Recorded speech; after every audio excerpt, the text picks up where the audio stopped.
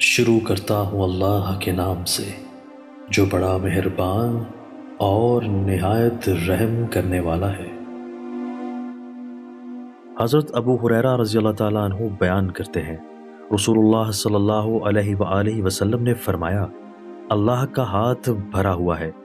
رات دن کی سخاوت اسے کم نہیں کرتی۔ تم نے دیکھا کہ اس نے زمین و آسمان کی تخلیق کے وقت سے جو خرچ کیا، اس نے اس کے ہاتھ کے خزانوں میں کوئی کمی نہیں کی،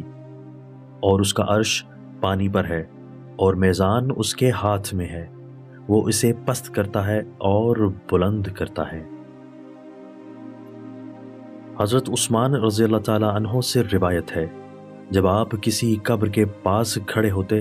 تو وہاں اس قدر روتے کہ آپ کی داڑھی تر ہو جاتی۔ آپ سے پوچھا گیا، آپ جنت اور جہنم کا تذکرہ کرتے ہوئے نہیں روتے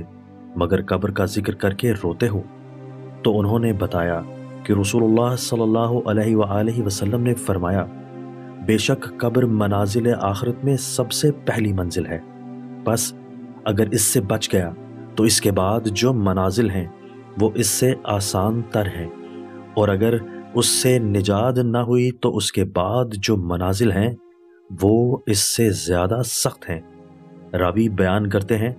رسول صلی اللہ علیہ وآلہ وسلم نے فرمایا، میں نے قبر سے زیادہ سخت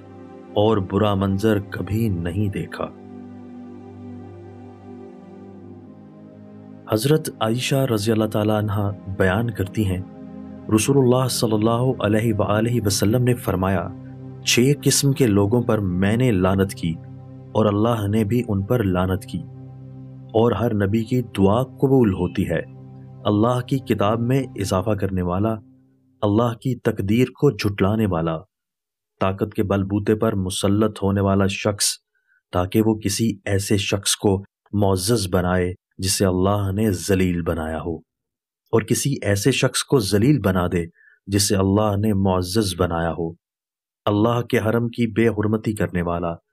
میری اولاد کی بے حرمتی کرنے والا، اور میری سنت کو ترک کرنے والا۔